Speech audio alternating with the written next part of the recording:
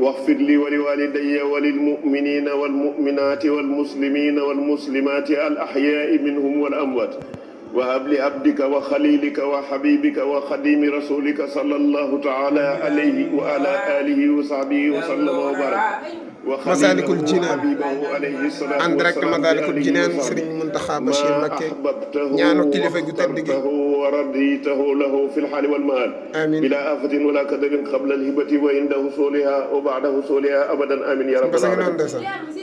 اللهم أعنا على ذكرك وشكرك وحسن عبادتك اللهم أحسن عاقبتنا في الأمور كلها وأجرنا من خزي الدنيا وعذاب الآخرة ما شاء الله اللهم ارحمنا بترك المعاصي كلها ما أبقيتنا أبدا وأن نتكلف ما لا يعنينا وارزقنا حسن النظر فيما يرضيك عنا اللهم إنا نسألك من كل هم فرجا ومن كل ضيق مخرجا ومن كل عسر يسرا ومن كل فاحشة سترا وغفرانا وعلى الخيرات كلها دليلا برحمتك يا أرحم الراحمين يا رب العالمين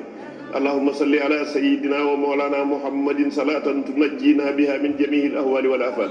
وتقضي لنا بها جميع الحاجات وتطهرنا بها من جميع السيئات وترفعنا بها عندك أعلى الدرجات وتبلغنا بها أقصى الغايات من جميع الخيرات في الحياة وبعد الممات آمين يا رب العالمين سبحان ربك رب العزة عما يصفون وسلام على المرسلين والحمد لله رب العالمين mbooloo mi ñu déglu tuuti jëwriñ Mbàkke yu mu wax ak yéen ni ñu war a defee siyaar bi ñu déglu jëwriñ Mbàkke yu mu wax ak yéen ni ñu war a defee siyaar bi